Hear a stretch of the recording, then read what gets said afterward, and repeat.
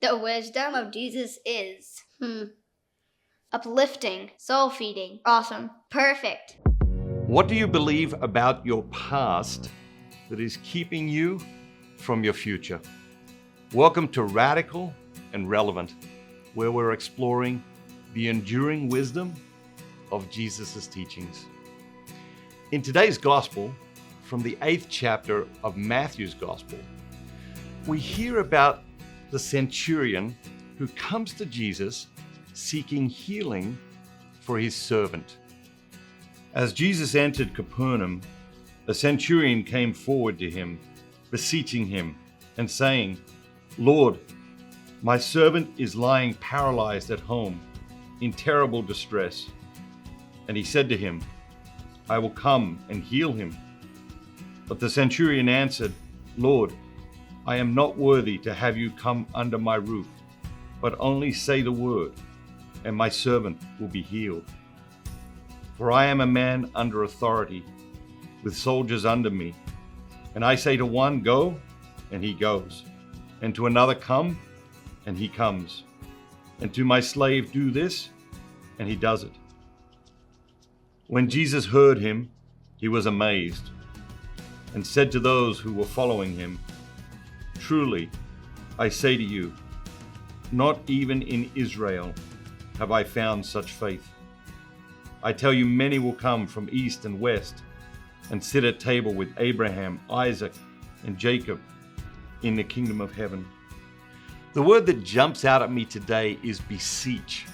To beseech means to ask someone to do something fervently and urgently. It's an urgent request, a call to action.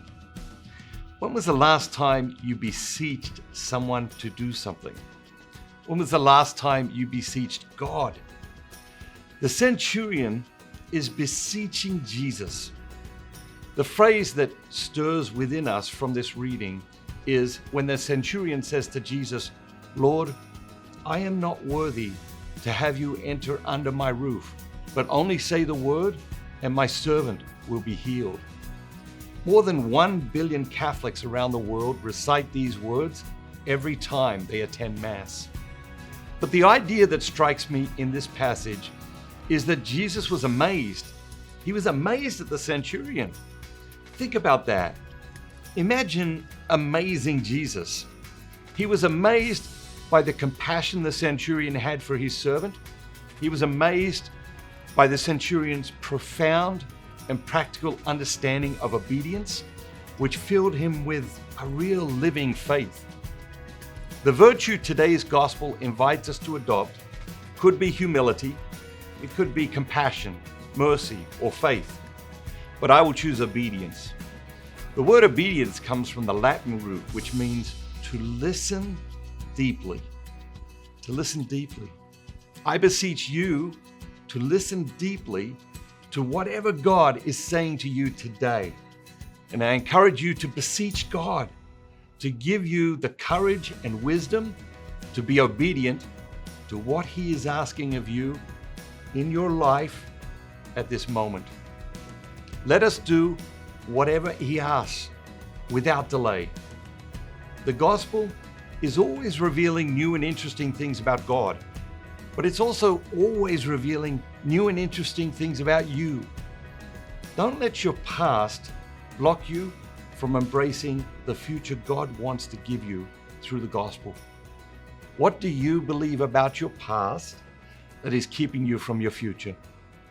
Jesus' teachings in the Gospels are a constant invitation to a new beginning, to a fresh start, to the rest of your life.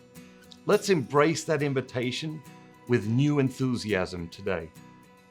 The gospel of Jesus Christ is as radical and relevant today as ever before. Go out into the world today and astonish people with your obedience.